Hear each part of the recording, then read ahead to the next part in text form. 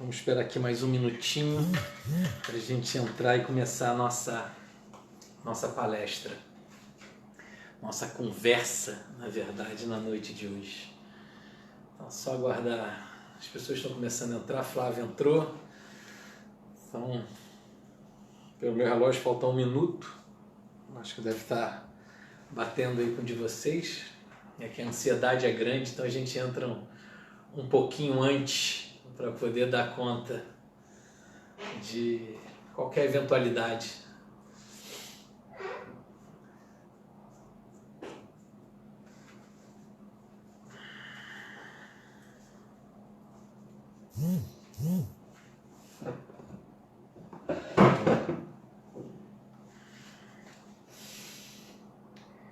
Então é isso. Pelo meu relógio, dando 20 horas, hora de começar esse nosso encontro, essa nossa conversa na noite de hoje.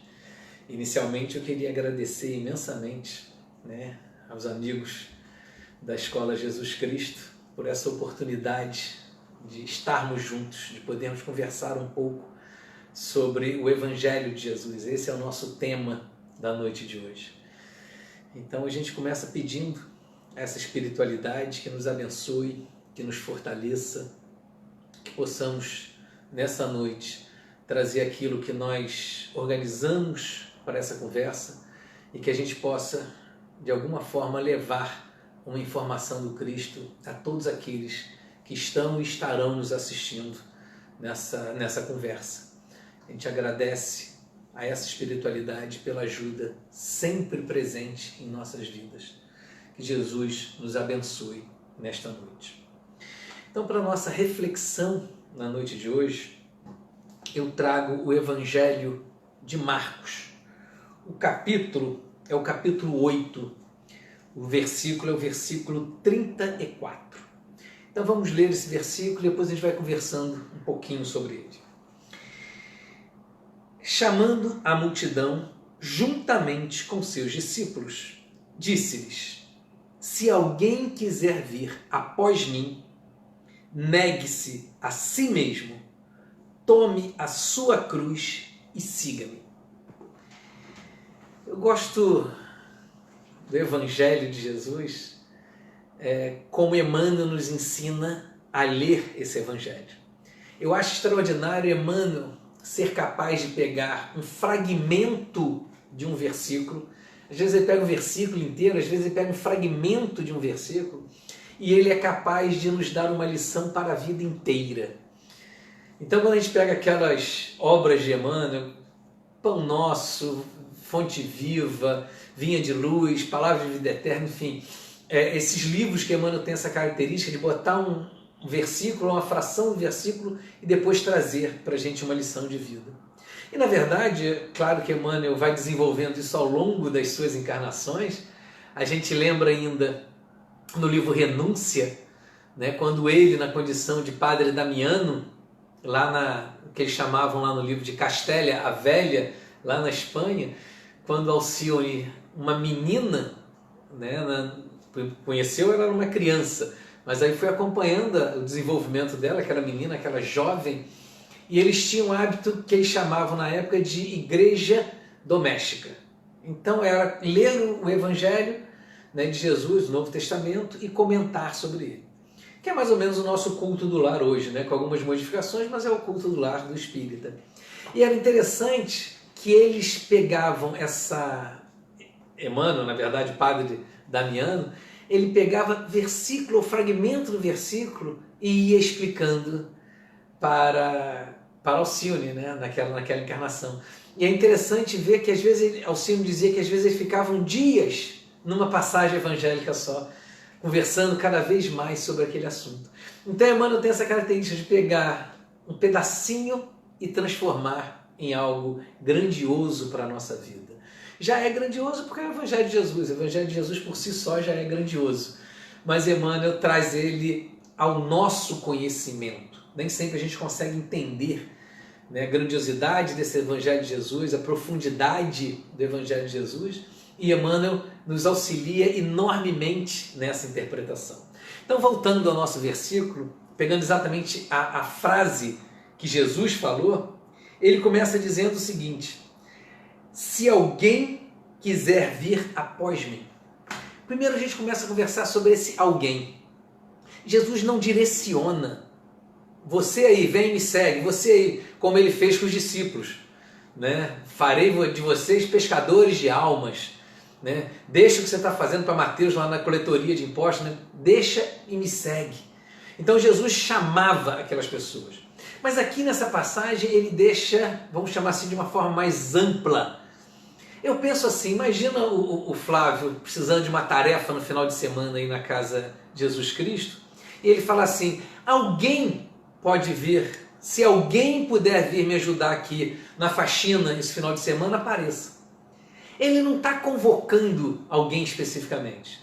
Ele está jogando uma oportunidade de trabalho e deixando aquelas pessoas que conseguirem entender a importância daquele trabalho que venham. Então, alguém, se alguém puder vir, esse alguém vai aparecer ali. Ele não sabe se vai aparecer alguém naquele dia. Ele pode até confiar na equipe que ele está organizando aquele trabalho, mas ele não tem certeza se vai aparecer alguém. Agora, se ele fala: fulano, João, Maria, Pedro, eu quero vocês aqui no sábado para me ajudar numa tarefa. Então ele já tem, aí ele já gerou um compromisso. Entende isso? Ele já gerou um compromisso. Nesse momento que Jesus faz aqui, ele não está gerando um compromisso. Ele está falando: se alguém, se qualquer pessoa que está me ouvindo nesse momento quiser me seguir, se alguém tiver com disposição, se alguém estiver com o coração pronto para me seguir, se alguém tiver no momento espiritual capaz de aceitar a minha verdade, que venha. Claro que Jesus sabia quem estava pronto para aquele momento ou não. Claro que Jesus sabia naquela multidão quem estaria capaz de compreender os ensinamentos dele ou não. Mas o ensinamento que ele traz para a gente é que o chamamento do Evangelho, o chamamento de Deus para nós, ele está sempre aberto. Não vai acontecer, em alguns casos extremos pode até acontecer, mas em regra geral as oportunidades de trabalho, a oportunidade de transformação moral, a oportunidade de seguirmos os ensinamentos de Jesus está aberto para todos o tempo todo. Se alguém estiver pronto, vai. E essa pergunta fica para a gente: nós somos esses que estamos prontos ou não? Será que nós podemos nos incluir nesse alguém? Será que nós somos alguns desses alguéns que Jesus está convidando? Se alguém quiser vir após mim, né? Então começa essa passagem. E aí tem uma outra coisa também, que é esse quiser, esse verbo querer colocado aqui. Nós, para seguirmos o Evangelho de Jesus, nós precisamos querer. Nós precisamos ter uma vontade firme e a partir daí, nos dedicar a um trabalho muito grande nessa transformação íntima, nessa nossa reforma, nessa busca que é nossa. Somos nós que estamos buscando Jesus. Jesus já nos espera há muito tempo. Nós é que temos que fazer o movimento para irmos ao encontro dele, porque ele já está pronto para receber a nós. Nós é que não estamos prontos ainda para receber Jesus. Eu gosto dessa passagem que fala assim: nós podemos contar com Jesus a qualquer momento. A dúvida é se Jesus pode contar conosco a qualquer momento. Será que nós estamos prontos para auxiliar toda vez que Jesus precisar de nós? Porque toda vez que nós precisarmos de Jesus, ele vai estar pronto para nos ajudar. Então aquele que quiser me seguir, né, aquele que quiser vir após mim para seguir, essa passagem tem essa questão da vontade, do querer. O quanto você está disposto a seguir. Porque seguir a Jesus não é fácil. Não é fácil. Pelo contrário, né? Quando Jesus está lá conversando com Ananias sobre Saulo, né? Eu mesmo me encarregarei de mostrar a Saulo quanto é necessário sofrer em meu nome. Tem uma passagem que está narrada no Evangelho de João, capítulo 6, em que Jesus começa a dizer as dificuldades.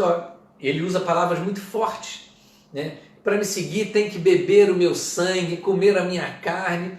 E eles falaram assim: nossa, como é dura essa palavra. E aí o Evangelho diz assim, muitos deixaram de segui-lo. E aí vai lá, né, e Jesus pergunta para os apóstolos que estavam ali, né? E vocês vão me abandonar também? Aí Pedro, inspiradíssimo, fala, Senhor, para onde iremos nós? Tu tens a palavra da vida eterna. Então essa já é a consciência do que é importante para seguir a Jesus. Mas Jesus, em momento nenhum, diz que é fácil para segui-lo. Não, não é. Seguir Jesus, nós precisamos de uma vontade muito firme. Vontade firme para vencer as nossas próprias dificuldades, as nossas próprias imperfeições, para podermos seguir o caminho do Cristo. Porque o Cristo mesmo nos diz, eu sou o caminho, a verdade e a vida. Ninguém irá ao Pai senão por mim. Então, no momento que nós temos essa consciência, a informação nós já temos, mas nós precisamos desenvolver a consciência do que é esse caminho, da intensidade desse convite, desse chamamento, para que nós possamos vencer de fato a nossa inércia, vencer a nossa mesmice, porque dessa nossa geração, esse momento do mundo que a gente está, a gente quer ficar tranquilo, a gente não quer se aborrecer, me deixa quieto no meu canto. Não, Jesus não vai deixar ninguém quieto no canto. Jesus não veio trazer a paz, veio trazer a divisão, veio trazer a espada. Porque Jesus quer o nosso movimento. Porque, na verdade, todo o universo é de movimento. Nada está estático, nada está parado.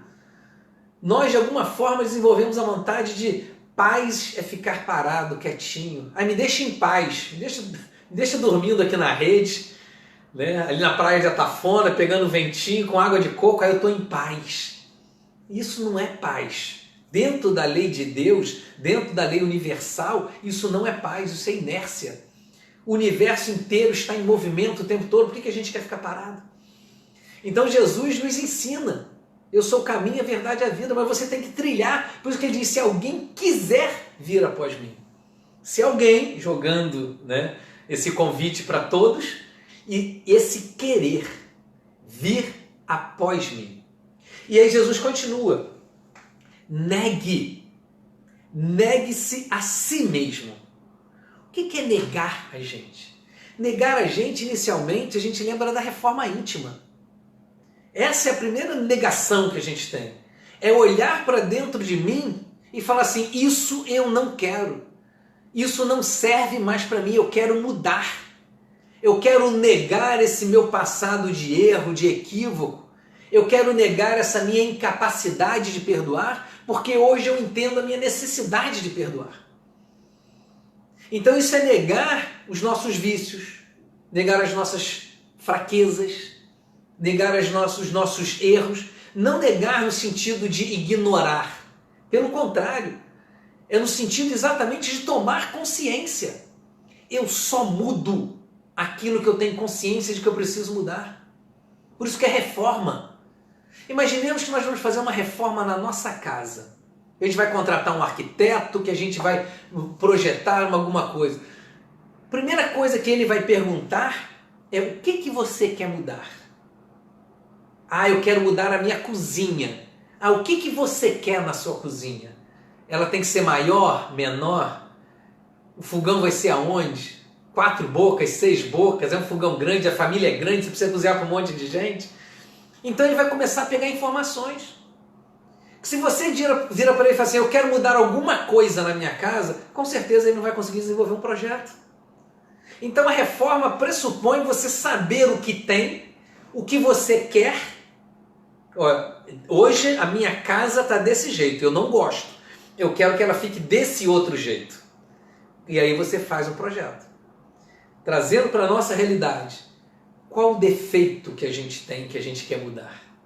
Claro, a gente tem muitos, não precisamos enumerá-los aqui. Mas o que eu preciso mudar? A partir do momento que eu tomo consciência, conhece-te a ti mesmo, a partir do momento que eu tomo consciência do que eu preciso mudar, é que eu vou empregar os meus esforços para mudar. Então isso, obviamente, essa negação não é a alienação. Pelo contrário, é a tomada de consciência. E a partir do momento que eu tomo essa consciência, eu vejo o processo de mudança. Por isso Jesus diz, negue-se a si mesmo. Negue os seus vícios, negue a sua vida que você tem hoje, porque depois que você resolver seguir a mim, tudo isso que você tem vai mudar. Tudo isso que você chama de vida hoje vai ser algo diferente, porque o Jesus tem exatamente essa capacidade de mudar a nossa vida. Por isso o convite é, se alguém quiser vir após mim, negue a si mesmo. Renascer para o Cristo. Esse processo de reforma íntima que a gente propõe. E aí a gente lembra de Paulo de novo. Paulo, lá na carta aos Gálatas, capítulo 2, versículo 20, ele diz: não sou eu mais que vivo, mas o Cristo que vive em mim. Não é minha vontade que prevalece mais, é a vontade do Cristo. Eu não tenho mais valor se eu não estiver seguindo ao Cristo. A minha vida não me pertence mais, Paulo dizia. Sou um prisioneiro do Cristo. A minha vida não me pertence mais.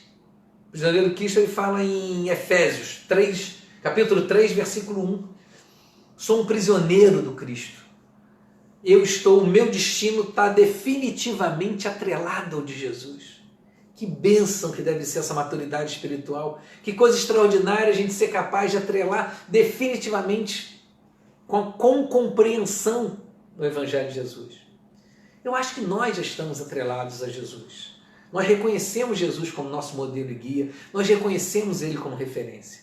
Nós ainda não temos a maturidade espiritual para trazê-lo na realidade do nosso dia a dia. Nós escorregamos muito. Mas a dúvida não é de quem é Jesus. A dúvida é de quem somos nós. Essa é a nossa dificuldade. Então, se alguém quiser vir após mim, negue a si mesmo. E aí Jesus continua: tome a sua cruz. O que é tomar a cruz? Tomar a cruz é assumir a responsabilidade. Nós, muitas das vezes, gostamos de fugir da nossa responsabilidade. Nós somos crianças espirituais, muitas das vezes. Tem um exemplo que eu gosto de contar sobre essa questão da responsabilidade. Vamos imaginar a seguinte situação. Você, pai, mãe de um jovem de 14 anos. Esse jovem antes ainda, vamos pensar nele mais cedo, no início da vida escolar dele. Você senta com seu companheiro, com a sua companheira para decidir de que forma vai colocar aquela criança na escola. E você visita uma escola, visita duas, visita três, e você escolhe. É um processo sempre, eu lembro disso, meus filhos já estão grandes hoje, mas eu lembro desse processo de escolha, dessa conversa aqui dentro de casa, qual escola que é melhor. A gente escolhe a melhor escola que a gente pode para aquele nosso filho. Esse é um comportamento absolutamente normal. Dentro das possibilidades econômicas que a gente tem, a gente vai escolher a melhor escola. Só que essa melhor escola, ela também tem os melhores professores, mas ela tem também uma carga horária mais puxada. Ela tem também os professores que vão exigir mais, as provas vão ser mais difíceis, os trabalhos vão ser mais difíceis, o volume de lição de casa, de dever de casa vai ser maior. Porque é assim que as boas escolas preparam os nossos filhos na busca dessa trilha do conhecimento, dando muita informação e cobrando muita informação para que eles possam crescer. Agora imagina nosso filho já trilhou esse caminho na escola e chega lá com seus 14 anos e vira para a gente e fala assim: pai, mãe, eu não quero mais essa escola não. Essa escola está muito difícil para mim. Ela tem muito dever, os professores ficam cobrando presença, ficam cobrando o meu dever de casa. As provas, eles têm muitas questões na prova, eu tenho que acertar um monte de questão. Eu não quero mais essa escola não. Eu queria, pai, voltar lá para a creche, quando eu tinha 4 aninhos, porque lá eu podia dormir depois do almoço, a tia da escola me dava papinha, eu desenhava, ficava brincando só de desenhar, eu não tinha dever para fazer. O que nós, como pais, vamos dizer, né, nessa história que a gente está criando aqui? Claro que não, meu filho. Você tem que assumir a tua responsabilidade. Eu posso até te ajudar, Posso contratar um professor particular se você acha que está difícil. Eu posso fazer as lições com você. A gente vai estudar junto para que você possa superar essa dificuldade. Mas tirar ele da escola não é uma possibilidade para a gente. Aí depois que a gente tem essa conversa madura com os nossos filhos, a gente vai para o quarto fazer a nossa prece. Senhor Jesus, me livra dos meus problemas, não deixa eu perder emprego, não deixa eu ficar doente, que meus amigos fiquem todos bem, que a minha cidade seja ótima. Eu estou pedindo para ficar livre das lições de casa. Eu estou pedindo para ficar livre dos deveres. Não tem como. Eu me comporto como criança. Jesus, faz com que a minha vida seja tranquila, sem nenhum aborrecimento. Se a vida não tiver aborrecimento, não tem aprendizado. Nós ouvimos na doutrina espírita que a dor é uma bênção. Não é que nós espíritas sejamos masoquistas, não. Mas que a gente reconhece na dificuldade a oportunidade do crescimento.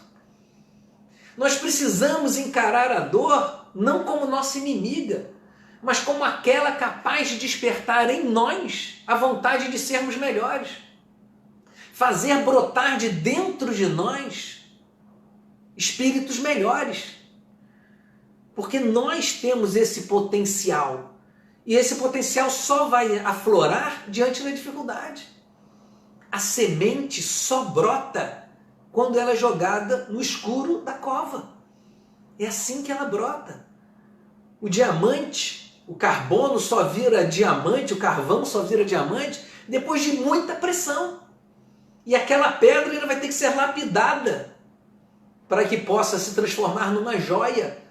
Por que na nossa vida a gente não quer dificuldade? A gente quer que os nossos filhos estudem muito, mas na nossa lição do dia a dia a gente não quer testemunhar isso. A gente não quer trabalhar. Então tomar a nossa cruz e assumir a nossa responsabilidade, acima de tudo.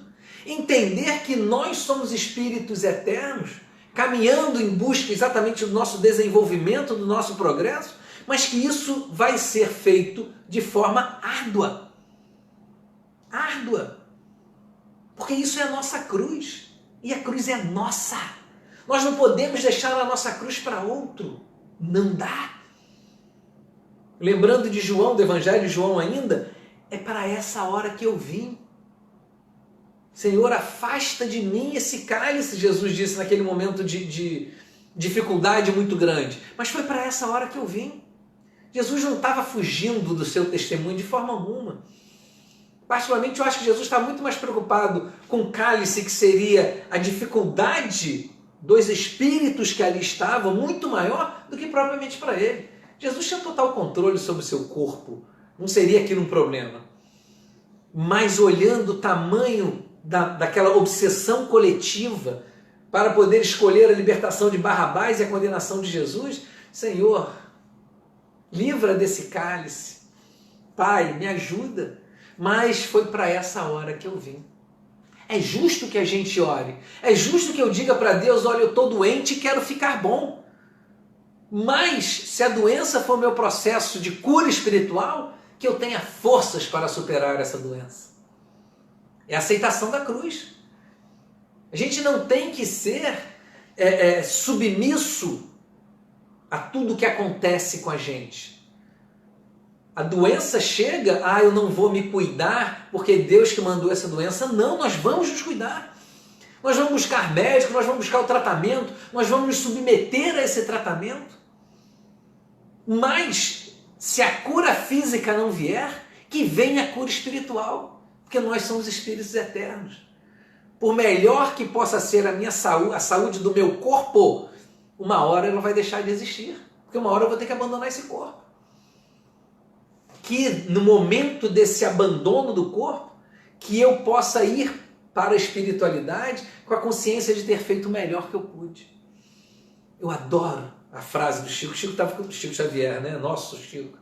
Chico estava com 90 anos, né? Desencarnou com 92, e o repórter perguntou para ele, né, como é que tinha sido a vida dele. Ele falou o seguinte: eu tenho a consciência tranquila de que fiz tudo o que podia.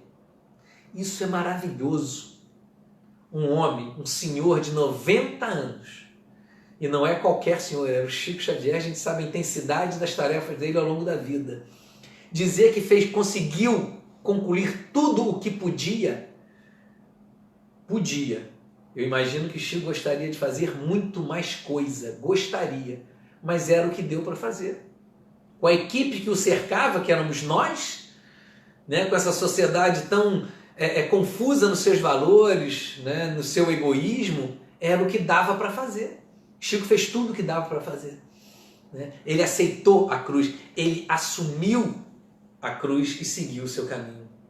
Fazer a nossa parte diante disso. Quando eu falo de fazer a nossa parte, eu lembro sempre daquela passagem, né, dos lírios do campo e dos pássaros do céu. Né? Os lírios não fiam, nem tecem, nem Salomão se veste como eles, e os pássaros não plantam, nem ceifam, mas não falta alimento para eles.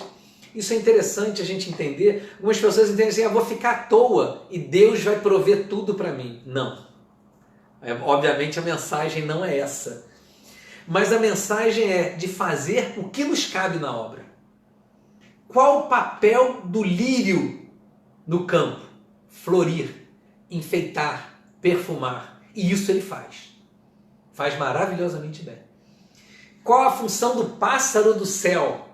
O pássaro do céu ele vai pegar uma semente aqui e seminar em outro lugar para poder aumentar as florestas, né? A função que ele tem. Ele tem que cantar, ele tem que embelezar com as suas plumas. Isso ele faz. São criaturas que fazem o seu papel dentro da lei de Deus. E é interessante a gente imaginar que em todos os reinos, mineral, vegetal, animal, eles sempre cumprem o seu papel.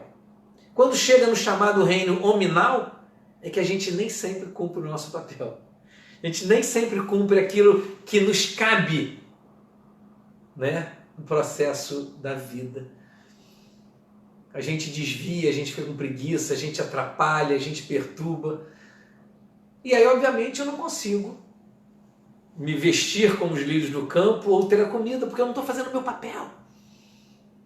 Agora, quando a gente segue o nosso papel, não nos falta. Isso é extraordinário, não nos falta. Lembra aquele caso de Bezerra de Menezes, quando ele era estudante de medicina e não tinha dinheiro para pagar o quarto?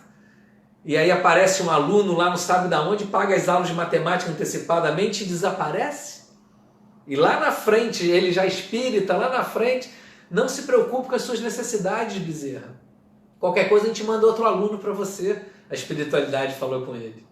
Ou então lá a mensagem de Kardec, onde o Espírito de Verdade diz que vai auxiliá-lo, e ele pergunta, mas esse auxílio que você fala também é material? Porque Kardec estava passando uma dificuldade muito grande. A escola dele tinha falido, né, por causa do tio, sócio dele, enfim.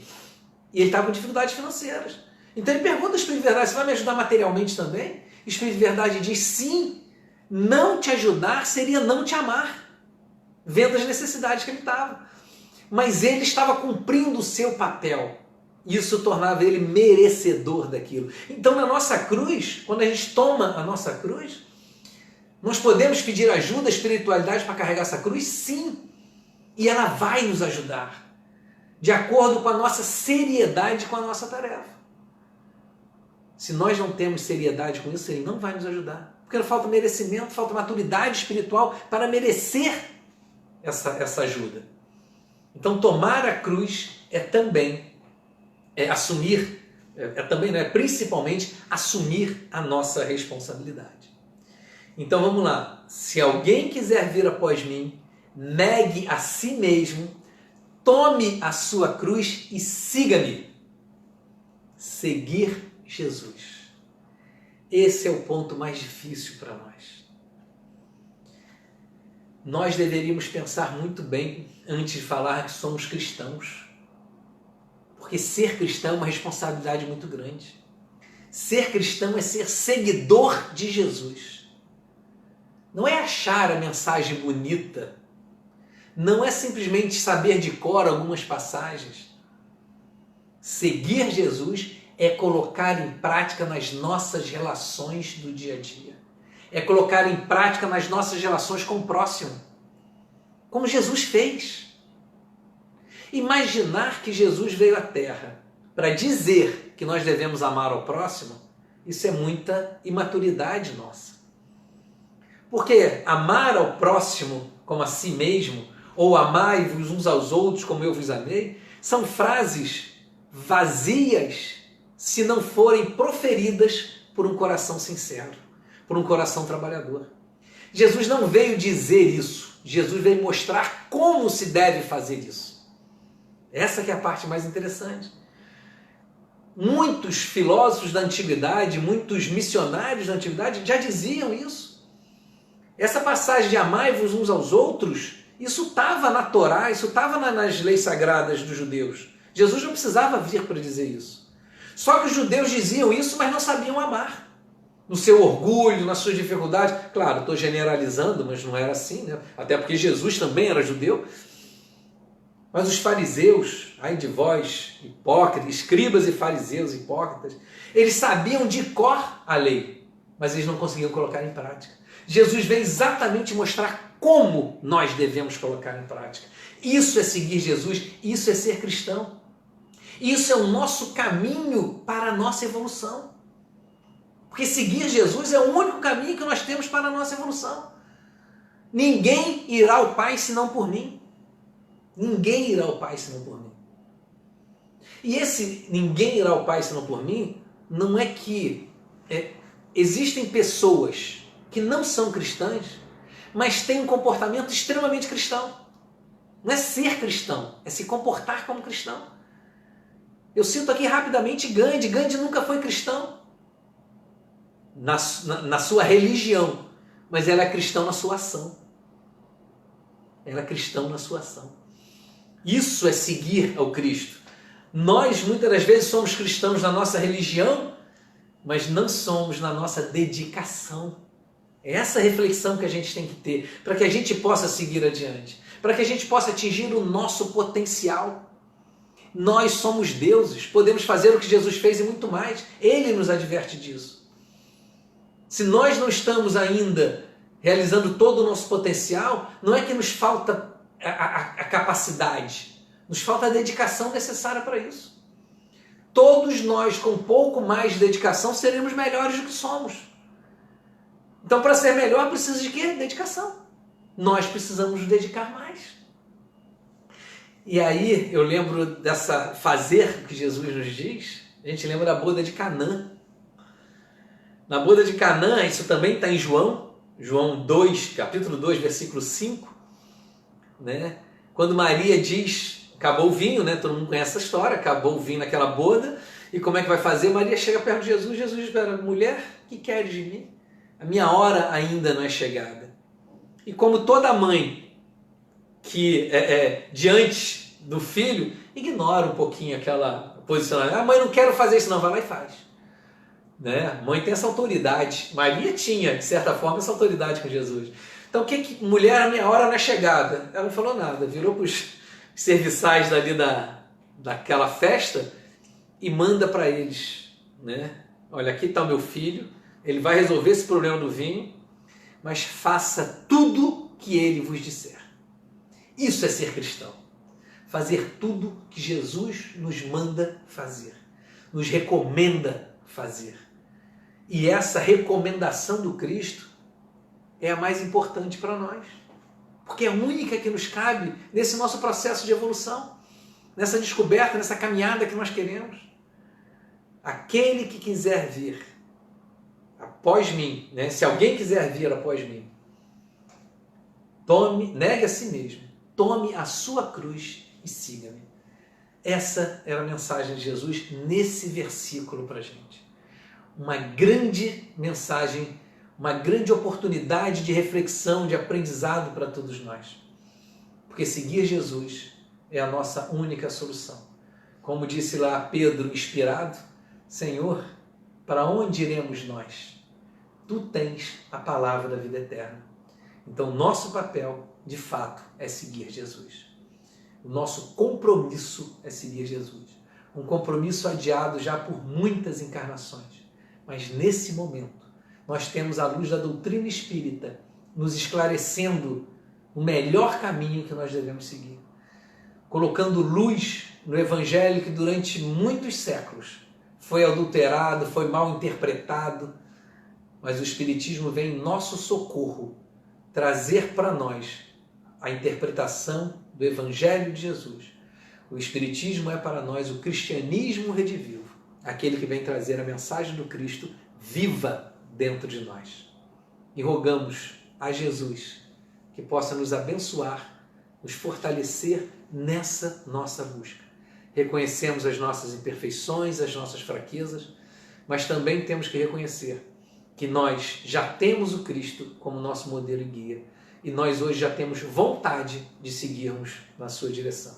Falta ainda muito para a gente, mas nós já estamos um pouquinho além do que estávamos algum tempo atrás, quando éramos capazes de atirar pedras na cruz. Hoje nós somos capazes de reverenciar a Jesus, reconhecendo Ele como o caminho, a verdade e a vida. Agradeço imensamente a vocês, a casa pela oportunidade, a vocês que acompanharam essa conversa na noite de hoje, né? E rogamos a Jesus que permaneça em nossos corações, nos amparando, nos fortalecendo, aumentando a nossa fé, para que a gente possa seguir adiante cada vez mais. Que Deus nos abençoe hoje e sempre. Que assim seja.